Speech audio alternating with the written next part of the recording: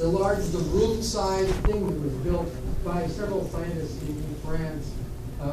P-R-I-O-R-E accent.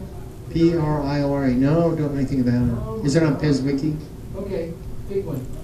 Need to find out about that. Well, send me some. Yeah, I just found out about a boron fusion reactor too. It's got some pedigree, so I'll be This looking into wasn't for that. energy. This was a time reverse kind of thing that could heal whole diseases. That's it was reminded. I was reminded of it by the questioner recently here behind me. So this was a kind of thing where you could regress the entire person's disease back to the point that didn't exist anymore. And the aliens have that technology too. So it's a good idea, popular.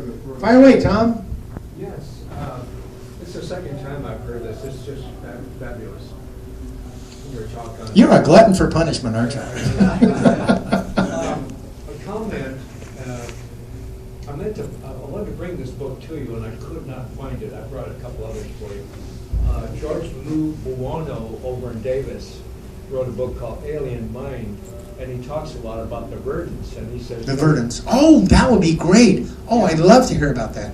and he maintains that they are the dominant species. Yeah, dominant alien in species. the Yeah. area. I mentioned. A Yeah. huge area. Yeah, I mentioned this in my other talk about local civilizations, but the verdants showed up here 1,000 years ago, okay? And they basically recognized that Earth was going to become interstellar within the next 1,000 years, and so they wanted to see whether we should be quarantined or not. And their first impression was, yeah, you bet, boy, what a bunch of barbarians. Their first official act when they came here, they parked behind the moon so you couldn't see them, and they learned every language on the planet. They learned every language. Their ship is about 1.5 miles across, a big honking ship on the other side of it, 30,000 verdants on board. They have verdant linguists. Their lifespan's 20,000 years, okay? So over 20,000 years, you'll get bored if you don't think it's something new to do. And their linguists know 30,000 languages. Their linguists on board know every language of every civilization they have ever contacted. Okay, They don't have to learn it the way we do. It doesn't take they're smart, and they've got months to learn a language by studying it the way we do. 30,000. I get things confused. So after they learn the language, they start abducting people that are complete low-level bushmen of the Kalahari, people from Africa, people from medieval Europe.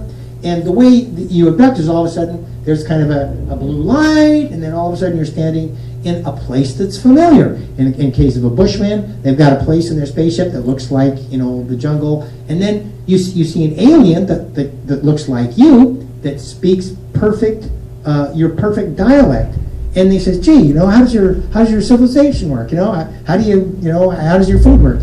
And they learned the cultural characteristics of the entire planet. And if you go to the UFO literature, you never hear about the verdants. They've been around 1,000 years. They've been through the Inquisition. It's just like the World Wars, and they've been behind the scenes the entire time, as opposed to the Greys, which have made it into film and footage.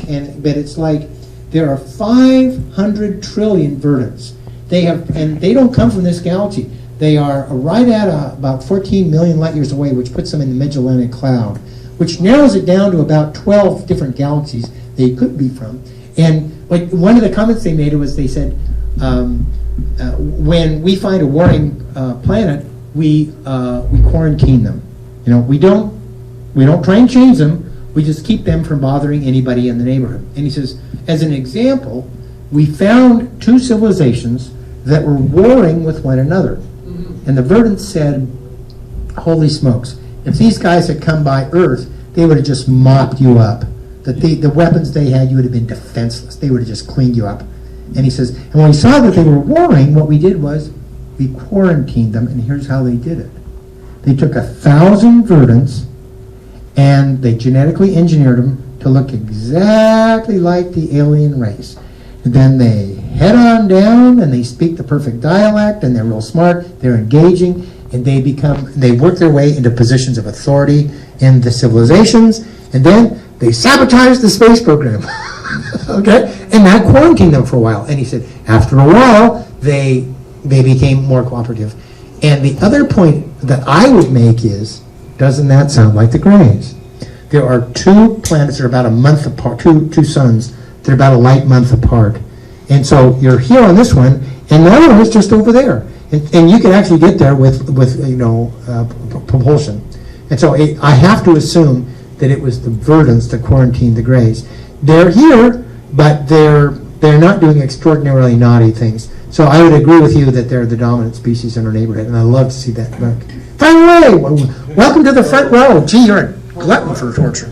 Why are these advanced aliens interested in a slum?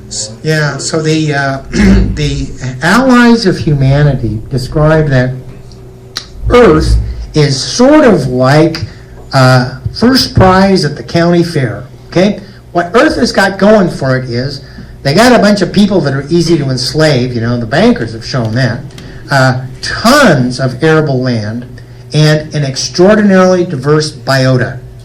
Okay? So you've got all this stuff that over the last 4 billion years has been evolving. That is very unusual in the cosmos.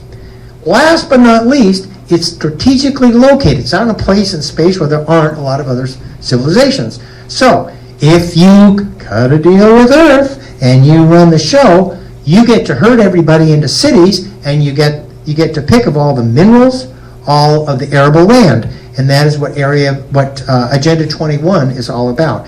It's a UN program to herd everybody into city centers and to leave.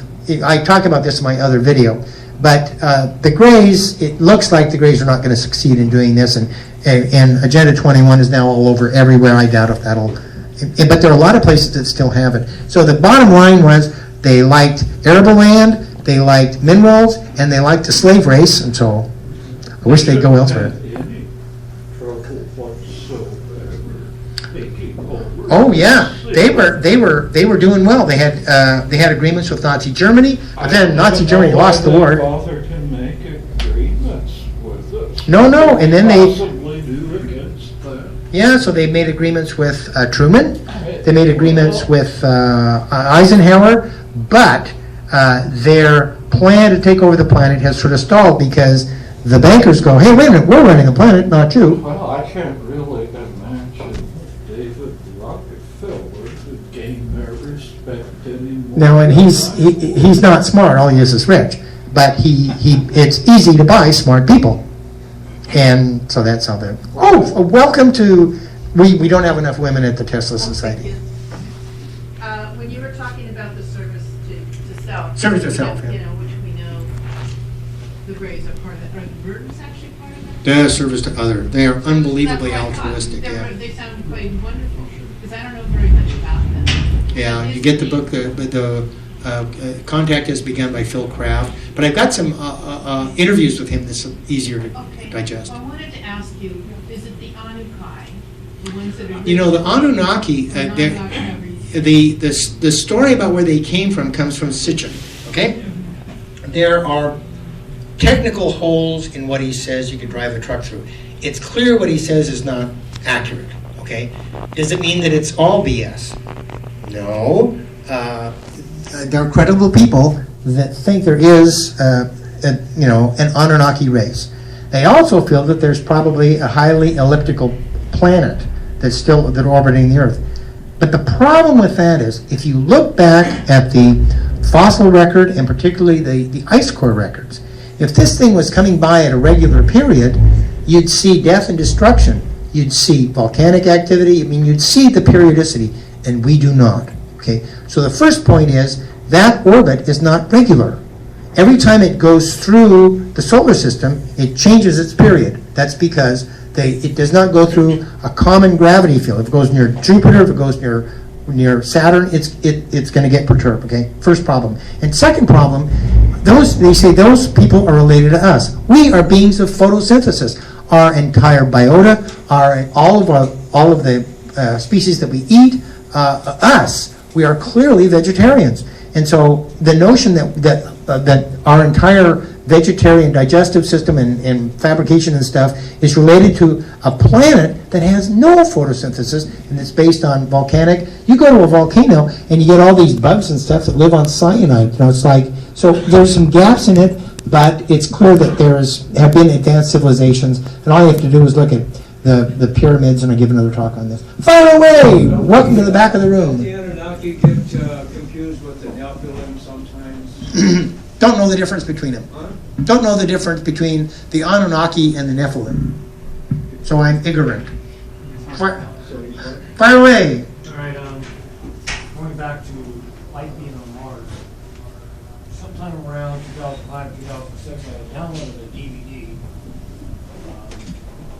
and it was relating to NASA's images of Mars. NASA's images of Mars, right? And it had like, the name of it was something like Project something Red or something like that, the name of it. And it was looking at shapes that were not natural. Right. And so I found that pretty interesting that it's obvious that there was life there. You could tell that there was a city and I could try to find that DVD amongst one of my 30 hard drives and burn it and give it to George. Oh, gotta love it. Then we'll be part of our Tesla library of advanced knowledge. Esoteric knowledge. I have the glossy book that NASA published of the original orbiter, and it wasn't the first one that flew by, it was the one that was the orbiter, and you got all these pictures of Valles Marineris and all the pictures of erosion, and that's been scrubbed, and so you don't see any geometry. But even when you look at imagery that, particularly the Japanese orbiter that's now at Mars, and some of the European photos, you do see geometry, but it's obvious that it's been covered over by dust, and it's not obvious. So I wouldn't say I've seen stuff that's crazy. What Richard Hoagland talks about is not very convincing. He is very good at being on the talk circuit, and he's very compelling. He's an interesting speaker. I've seen him several times. He's a real pro, but he's also stretching the imagination for some of the artifacts that he sees in rover pictures, on high-resolution imagery. So this would be an interesting video to kind of see what the case is, particularly if they have access to original imagery that comes out of NASA before it's doctored. And it isn't just the imagery that they doctor, but they doctor all the telemetry too. So anyway, we're paying for all these probes, we don't get the straight story. Fire away, Tom. I've seen some convincing photos of Mars that appear to be evidence of past civilizations. Yeah, I think the face is evidence of past civilizations. But yeah, the place used to be wet. They used to have an ocean, and a lot of the geometry that you see is on the shore of the ocean. Where do we live? On the shore of the ocean. How come? It's temperate climate. You like to go skiing. It's the best. It's good to go. And so what happens here on Earth appears to have happened to that civilization on Mars. And you look at the Angkor Wat in Indonesia, and you look at Easter Island. You look at all these places where if you say that early civilizations on Earth were a bunch of cavemen in loincloths, it's okay. How do they make Stonehenge? How do they make the pyramids? And some of these are very finely built devices. Fire away. Another book for pyramids. Say you take one rock and you stick it in the middle of the desert, you put one right next to it, you fashion it to the side that you want to put it on.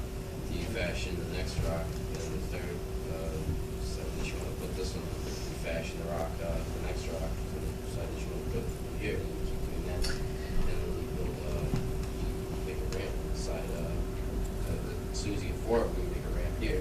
Put it up, keep going like that, like a spiral. Missing a few things. I've seen no really convincing explanation of how the pyramids were built. I had a question about Yeah, one of the anomalies of the pyramid that is not pointed out normally. All of the blocks are rough hewn. So when your kid has a bunch of building blocks, they're all flat. He stacks them up, they all stack up, they're geometrically fine, okay? they're all different. But what if he had blocks that were rough hewn? he would make a layer, and the second layer would be like this. It wouldn't be flat. And the third layer would be even worse, and pretty quick it would look like a pile of rubble. But the pyramids do not look like a pile of rubble. Their courses are razor straight, even though all of the rocks are rough hewn. They were engineered in place. And the real problem with them is they were probably built over a 20-year period, and that's like a rock every 7 minutes for 20 years. It's like a big hunk of rock that had to show up pretty quick. So the story on that's untold. But same with the pyramids in Mexico and stuff like that. Explain how it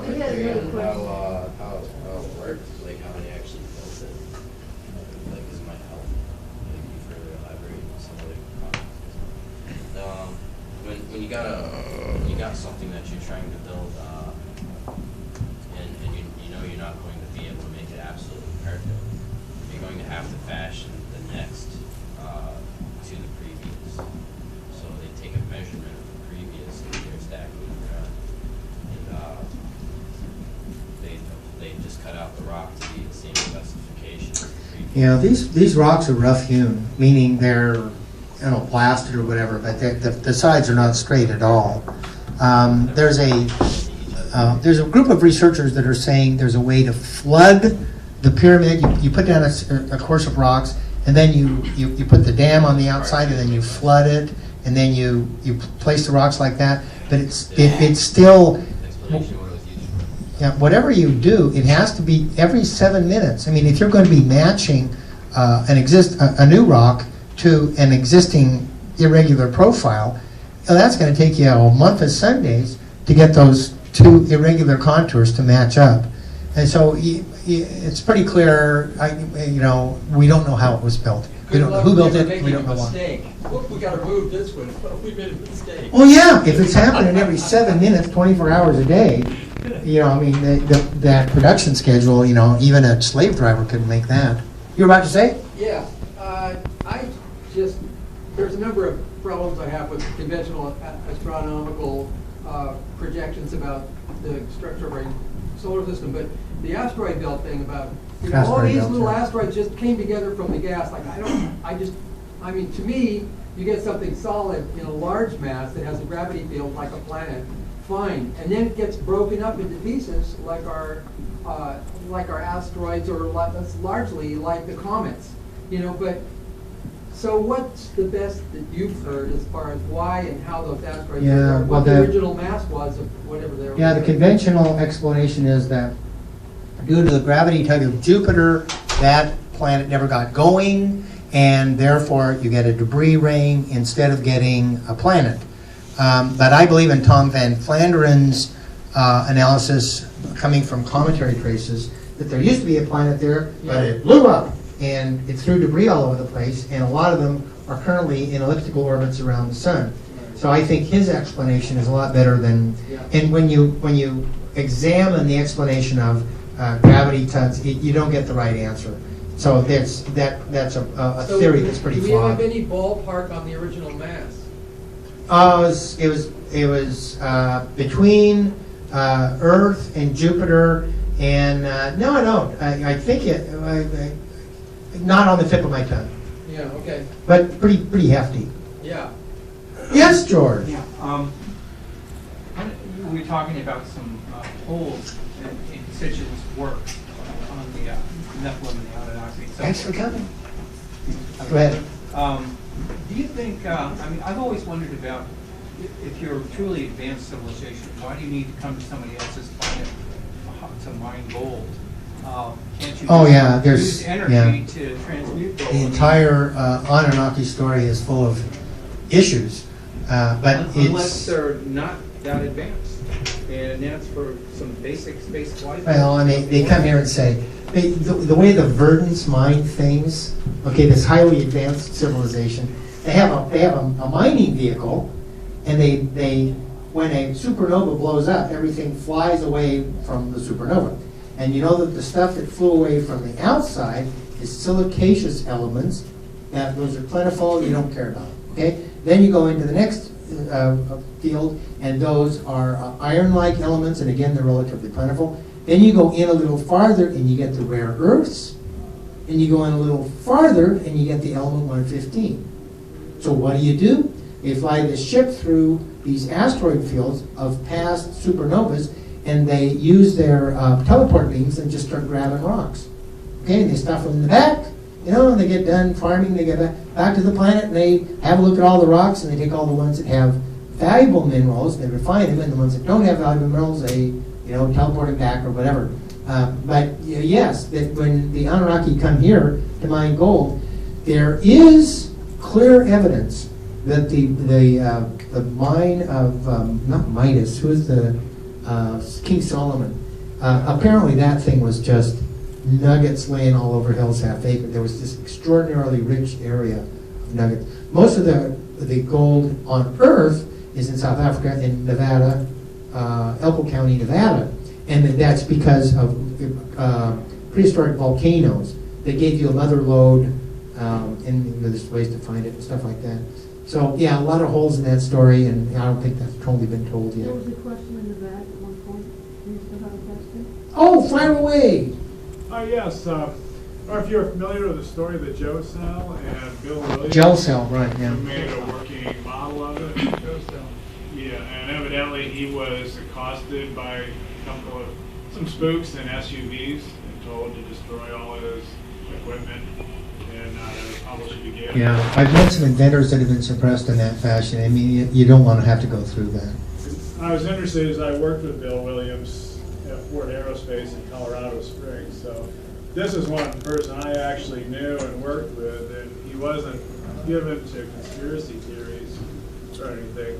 So now, to get everybody on the same page, what we're talking about is water hydrolysis.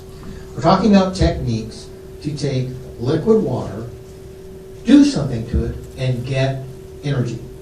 There are hydrolysis cells where you put DC into a bath that's got a little bit of salt in it, and off bubbles oxygen, off bubbles hydrogen. But that is an energy-losing proposition. It's a way of storing energy chemically, but it's very inefficient, and you don't want to go there. Stanley Meyer was clearly doing something different than that.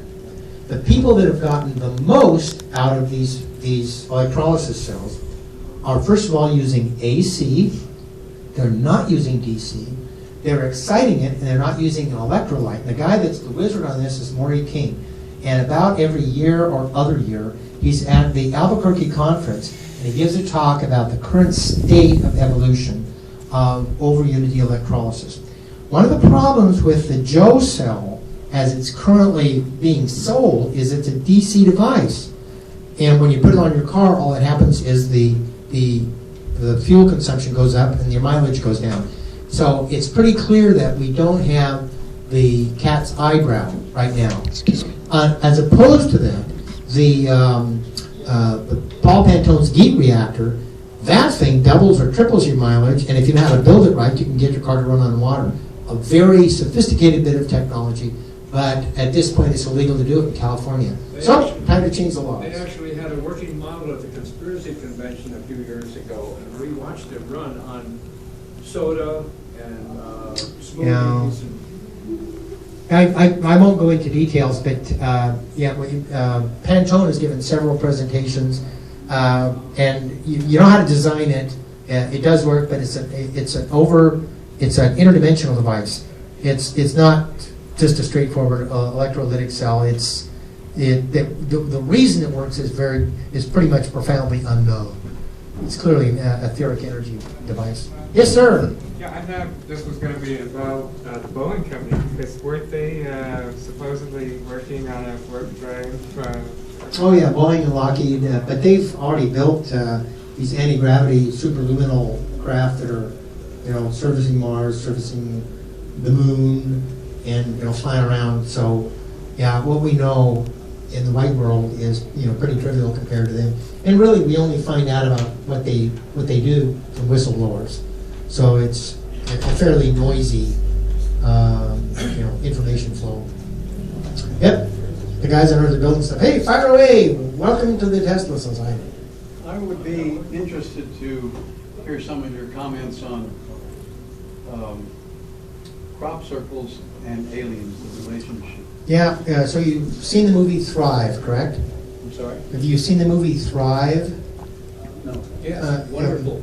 So that's on, it's free on the internet. And if you just type in Thrive in Google, it's one of the top things that comes up. And it's a movie you can watch for free. Okay, and it's basically Foster Gamble of the Procter & Gamble lineage, describing that our planet is not currently very functional. The bankers are distorting things, and what we need is free energy and stop killing the inventors, and we need a heart-based society instead of a greed-based society. Things like that. Okay, and one of the vignettes is this Lane Andrews. Okay, and it's a fairly short segment. And she's billed as a person who has some knowledge about aliens and over Unity devices.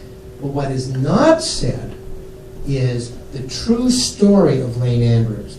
And for that, you have to go to 2009 when Jack Casher does this presentation in the Ozarks at a MUFON conference. And I found out about this and ordered the video. And the video is a piece of crap.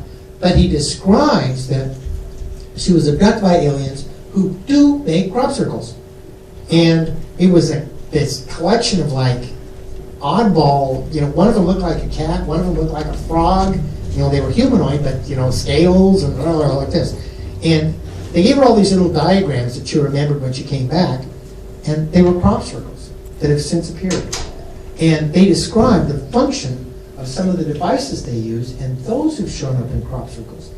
Crop circles tend to appear in the same field at the same day, year after year, and those crop circles have an evolution that they tend to have the same theme, okay? And all of the crop circles tend to have a connection where 1 year there will be a new feature added, and all of a sudden a lot of the crop circles have that same feature. So it's fairly clear that they're done off planet. It's clear that they're kind of like graffiti to kind of get your attention, but only a small fraction of them do we know why they've been produced. And if you care, I can loan you a copy of this Lane Andrews, so that you can get some background as to at least what she says about crop circles. And as far as any connection to Colin Andrews? Nope. And Colin Andrews was recruited by the Blackhawks. And he told him, take a hike, and that's why he's still broke. Just a comment. Fire away. There's been several crop circles that are warnings to us about being taken in by a lot of our visitors from yonder. But the movie Thrive I thought, was a wonderful approach to young people. Oh, yeah. You can buy it for $20 online. You can't copy it. It's not copyable, I found out. But his wife Kimberly was very instrumental in that movie. She was the director. And when Foster Gamble was at the Albuquerque Tesla Extraordinary Technology Conference, he gave a talk and he showed the movie. And he described how she was the director. And of course, that's marriage as well as an intellectual, artistic effort. And he said it really worked out well. And as his example, he said he was describing something the bankers were doing. And it was clear, it was coming across in the video, that he was pretty pissed off about it. He was pretty aggravated. These bankers were, they're torturing kids and stuff. It's like this. And she said, cut. And he had to do it 8 or 10 times. And she says, you cannot tell this audience what to think. What you can do is present to this audience information. And it is up to them to absorb what they can and can't. It's up to them to think for themselves. And it took him like 10 tries. And finally, on the last one, he got in the groove. And he got him to say, here are the facts of the situation, and here are some ramifications. And he said, and she said, at the end of the scene, she said, cut. And she said, you did it. You've got it. That's what we want to go with. And he looked around at the crew, and he said, everybody was in tears. It was when you put it that way, when you don't force your opinion on somebody, but you lay out the facts and you let them create their own, that is the way to change the planet. And that's, this that's what the aliens do, this is the new future. That was Gandhi. He didn't force anybody. He said you have to become the change you want. Those were our teachers. I love those guys. Are you bored? Oh, you're not bored yet. Oh, this is terrible. On the crop circle thing, there are a whole slew, who knows how many of books out there with beautiful pictures and stuff. So it's And interesting very and shallow, educational, I believe, to look at the symbology of all these attempts, whether they're counterfeit or whether they're real. They're all mixed together in most of these books. But there are at least 2 books in English with both by different authors that go into the laboratory and technical validation of this, and those are very fascinating for the people that want the validation. Yeah. Those books give it to you, so it's out there. As to the fact that these are truly anomalous to a large degree. Oh no, the BLT is done. Many of them may not be, and I don't know, who cares what the percentage is, either way. No, 1 is enough. Yeah, really, I mean, Yeah. but there, I would think What that we're there's a talking pretty about large is number that are The authentic. BLT group, they take samples, and what they say, the way a crop circle is formed is, there's a plane that appears to be about 6 inches above the ground that is some kind of an energy plane that does the whole thing, okay? And above that plane and below that plane, it's a normal stalk, okay? But at this plane, you get expulsion nodes, and they bend the crop, okay? That's what they do. And this happens over a period of a couple of seconds, and all of a sudden, you get a crop circle. Now, in the center of the crop, where the geometry is, every plant is affected. But some of them are left straight, and some are bent over. Yeah. And when you go into the crop, they are woven. It is not, they are not grossly broken and bent over, nothing like that. But you go outside of the crop circle, and you still see affected plants. Yeah. And this energy field dies away as you go. So the ability to tell a mysterious crop circle from boards and chains is a piece of cake. But from the air, the boards and chain guys really know their stuff, and they can make a pretty convincing geometry. So you really have to rely on crop circle connector and guys that go into the field. The other thing that you don't normally hear about is, in addition to the crop circles showing up in the same place year after year and having a lineage to them, each crop circle, when it's freshly made, has a personality. And the personality lasts about a couple of weeks, 3 weeks, and it's most intense when you get to them early. And so there's this whole network of people that as soon as there's a new crop circle, they go in there and they head off to it. And some of them are just a panic. You know, you walk in and you're laughing and having a hell of a good time, and it's almost like a party atmosphere. Some of them are very serious. You walk into it and everybody's glum. And this one gal said there was this one where everybody that went into it got sick. It was kind of like, and that personality persists year after year after year. So this is happening. There's a lot more to this than we know. Yeah, the ability to null out the fields and batteries and kill the batteries. Yeah, it kills batteries. But that energy field, it's clearly interdimensional energy, astral and etheric energy. Yeah, fire away. Have they been connected to any particular species, like you mentioned? Now, this Elaine Andrews, you send me some email and I can get you connected up. But this alien race has service to others' alien race, but there's these 4 aliens that she's connected with, that there's, all 4 of them are different. They're humanoid, but they're all different. But yeah, they're kind of taking pity on us and kind of going, it's the bankers, get a clue down there. So, yeah. You were saying, George? Oh, I was just wondering, of all these technologies that you've been talking about, could you name 1, 2, or 3 that you think might be very doable and fun project for some of us to work on here? Well, obviously heat reactors. Yeah. Yep. And these Hamel drums, those 2 things. The heading with the Hamel